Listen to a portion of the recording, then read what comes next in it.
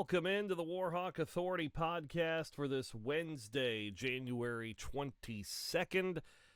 I hope you're surviving the cold wherever you are, and, some of us are happy, some of us are not about the lack of snow outside here in Monroe and northeast Louisiana, but you know what? They got it pretty good down in South Louisiana. 9 inches Lafayette. I've heard a foot in New Orleans. I mean, just absolutely crazy. And that's going to be one of our first talking points on today's edition of the Warhawk Authority podcast. Women's basketball was scheduled for tonight in Mobile against South Alabama, and it feels really, really weird to say, but a game is called off because of snow between here and Mobile. Not usually if there's a winter weather cancellation, obviously it's, maybe we got a little bit of ice or something up here, but it's because of the snow down in the Mobile area. Warhawk women's basketball was unable to safely make that trip to Mobile yesterday. The two teams do have the common off date coming up of February 8th. Neither ULM or South Alabama women taking part in the Sunbelt MAC Challenge, so they just postponed to that date. So no Warhawk women's basketball tonight. Their road swing is now a 3-game road swing, and it comes to an end Saturday at Texas State with a 2 o'clock tip against the Bobcats.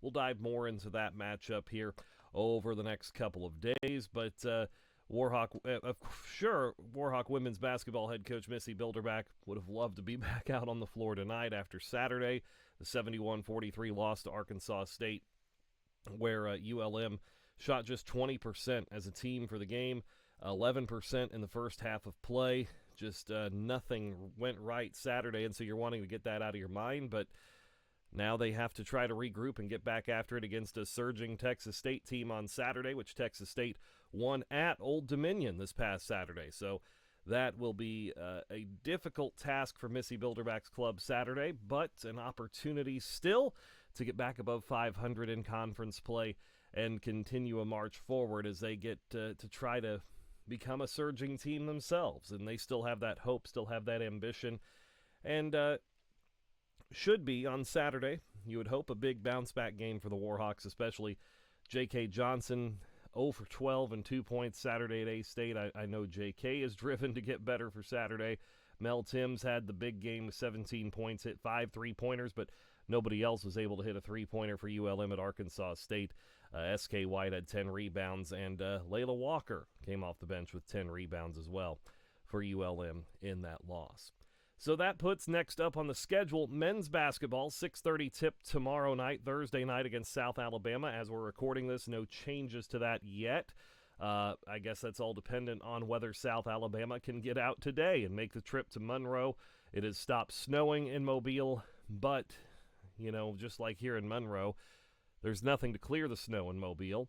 And so you're waiting to see if maybe the sun can help us out a little bit today and get this melted down. But also at that, you're hoping, the road gets dry too, because should the road be wet and it gets dark, that will become ice and become hazardous to drive on again tonight down that way. So we'll see if South Alabama can get here. But as of now, still on 6:30 tip Thursday night, Fayette Ewing Coliseum between the Warhawks and the Jags. And that's a tough draw for ULM. South Alabama leads the Sun Belt 6-1 in conference play. ULM still looking for its first conference win after a 65-60 loss to the Cajuns on Saturday at Fayette Ewing Coliseum. It was a 7-point Cajun lead at halftime. ULM battled back in the second half after trailing by double digits, managed to come all the way back and take a lead. They struggled down the stretch offensively, but found the lead 60-59 on a layup by Jalen Bolden with 1:19 left. And it felt like where ULM had the momentum at that moment in the ball game, that they were finally going to pull one of these out, but instead the next possession, Brandon Hardy is fouled. He goes to the line, hits both free throws to put the Cajuns back up by 1.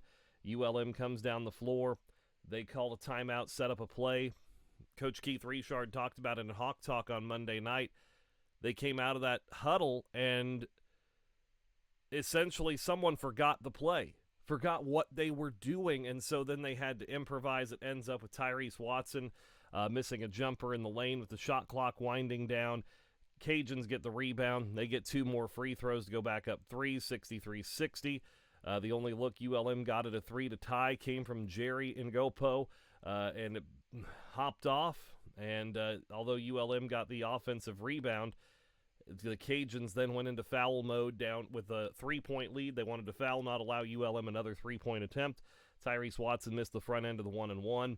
Cajuns got the rebound, got 2 more free throws, and win it by 5, 65-60 over ULM. So the Warhawks try again, and against a South Alabama team that, with the weather, I don't know their situation, if they were even able to practice yesterday, if they're even able to practice today. But they're a very good team made up of a lot of transfers. Again, Richie Riley has done a fantastic job of recruiting transfers from the Division II and the NAIA ranks and making them fit at the Division I level and helping them succeed at the Division I level. We'll take a look at South Alabama on tomorrow's edition of the Warhawk Authority podcast. Getting back on this for the first time since this weekend, wanted to talk about Warhawk track and field as well.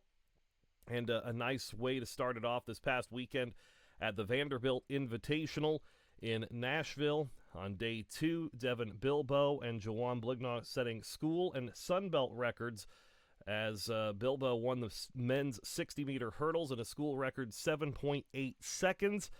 Blignaw recorded a sub-4-minute mile, 3 minutes, 58.02 seconds. That secured a win and also set a Sunbelt record for the event. Also on day 2, Stefan Roach was third in the men's triple jump at 15.35 meters. Santana Richardson was 14th in the men's 400 in 48.38. Women's side top finisher is Cora Berger, 16th in the triple jump at 11.51 meters. Day 1 of the meet had 3 on the men's side finishing in the top 10. Blake Stevens, 10th in the men's weight throw open division with a throw of 16.2 meters. Joshua Qualls was 17th in that event. Algirdas Strelkunis produced a 7.59 meter mark in the men's long jump in the seated division. That was good for 4th place. Jamarcus Sewell also had a top 10 finish for the men on day 1 of that meet. And looking up Jamarcus Sewell here, he finished 9th in the 200 meters in 21.76 seconds. So that is how the Warhawks handled things in their season opening event. So track season underway. They are off this coming weekend. Back at it next weekend, January 31st and February 1st at the Robert Platt Invitational at Houston. They have 3 more meets in the indoor season before the Sun Belt Conference Championships on February 24th and 25th in Birmingham, and then the indoor championships in Virginia Beach, Virginia, March 14th and 15th. The outdoor season begins that same weekend as well at the McNeese Cowboy Relays. But that's our latest in Warhawk athletic news on this Wednesday, January 22nd.